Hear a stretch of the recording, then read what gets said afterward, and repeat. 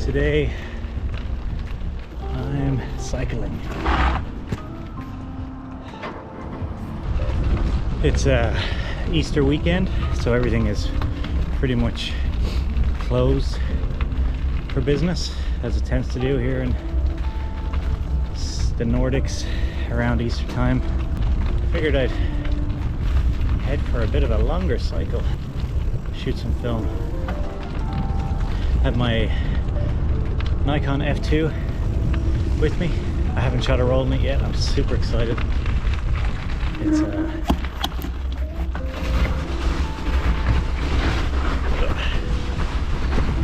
I headed out of town towards the outskirts of the city where a few months ago I found a small lake with some summer cottages around it. I wanted to get back out there and get some shots of the old houses and barns that I had seen in the autumn.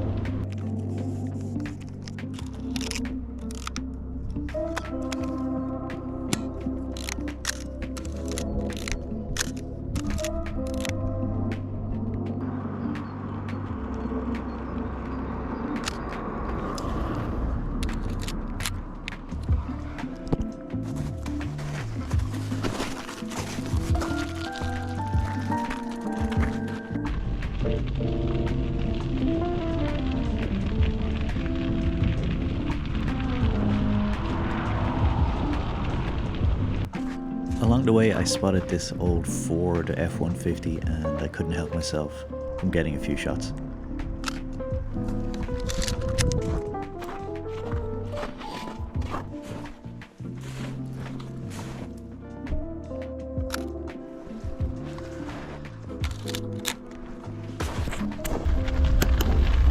It's funny, when I got the Ghost Grappler, I was kind of dubious about tires being so thick, because I figured yeah, super thick tires, lots of drag, rolling resistance would be a lot, and I wouldn't be able to cycle too fast. But I was kind of hoping to get more of like a gravel bike, maybe 1.5 inch tires, something like that. But I must say, this winter made me really realize the advantage of having 2-inch thick tires when you're cycling on what feels like a slushy ice rink, basically. You definitely feel a difference, so I'm super grateful that my tires are able to keep up with this, with these pathways. It means that I've been able to pretty much cycle for the whole year. So it's not a seasonal thing, it's a year-round thing, and that is something that I really wanted to try and achieve when I bought this bike, was the ability to be able to use it all year round. So I'm really glad with the choice I made with this bike. I think it's really living up to the task. So if you live in the Nordics or somewhere similar, I think you could do a hell of a lot worse than getting yourself a Ghost Grappler.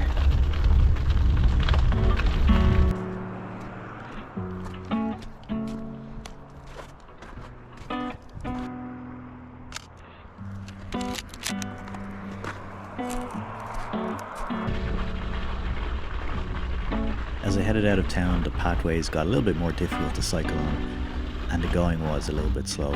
But I was surprised to see this diner open on such a quiet day, so of course I did have to go in and get myself some lunch and an afternoon beer before heading out.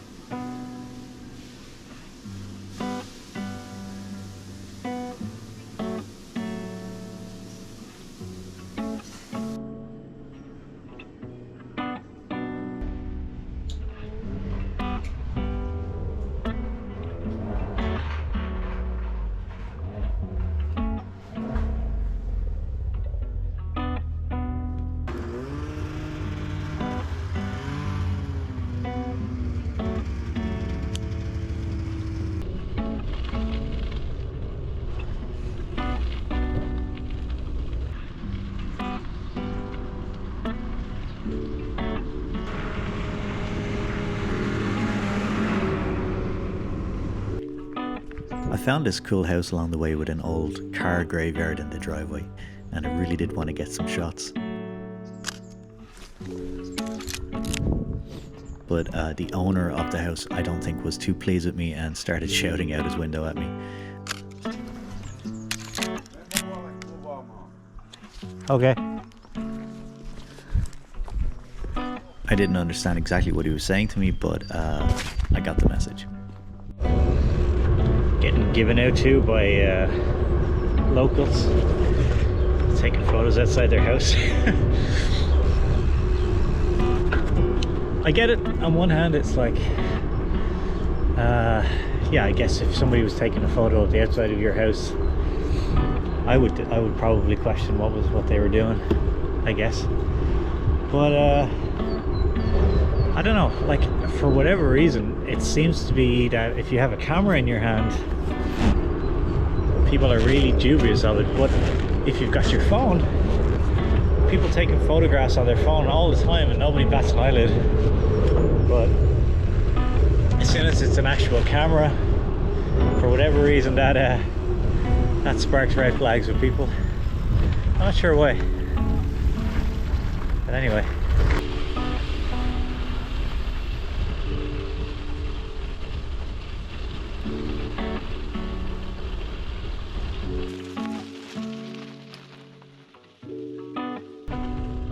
So eventually I did get closer to the lake and the pathways got really slippy and slow, and eventually I just had to walk my bike. So I took a bit of time to take a break and enjoy the silence of the place out there. Nothing really to be heard except the wind and the birds.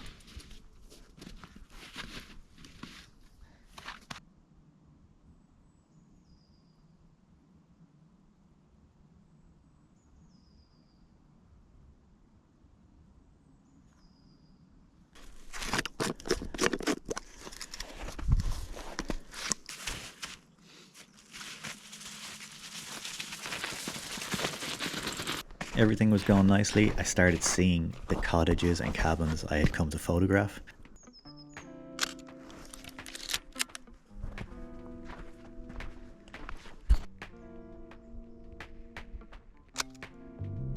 But my camera had other plans, apparently.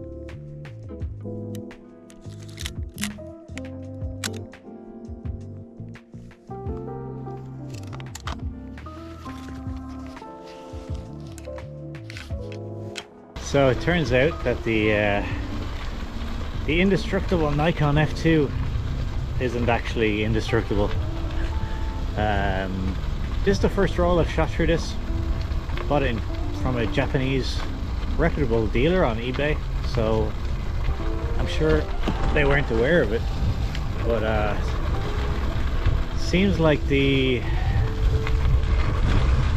mirror locked up.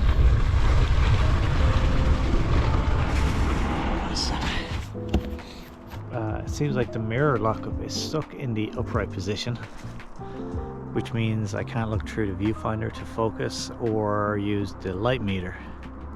It still seems to be taking photographs okay, the curtain seems fine, but the actual mirror is stuck in the upright position. So it's really going to test my photography skills to finish that roll before I can send it out for repair. I'm sure it's not a big issue. It probably just needs a bit of an oil or a clean, but it is kind of annoying. But I guess I'll rely on some range focusing and maybe try and retrofit some Sunny 16 exposure. I think there's about 15 shots left on the roll, so not ideal for the first roll through the Nikon F2. Hopefully it's not a big thing, as I said. But yeah, it's kind of cut short the trip or the cycle today because the mirror locked up kind of halfway through my trip around the lake. But however, it's not the end of the world.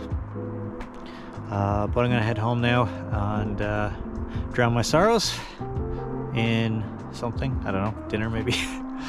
But thanks for watching, and I hope you enjoyed the video, and I'm sure if you're watching this that I have gotten the camera fixed and the roll did come out okay. So but yeah, I'll keep you guys updated. But thanks for watching, and yeah, I hope you guys have a good time wherever you are. Take care. Here are some of the shots I fired off to finish the roll at the end, and honestly I was expecting much worse from the results, so I don't think these guys are too bad. I found a licensed Nikon repair place here in Finland, and they fixed the camera up pretty quickly without much issue. I also contacted the store I bought it from, and they paid for the repair in full, thankfully. So the F2 is back up and running, better than ever, and it has been my main camera all year since shooting this video. Thanks for watching, guys.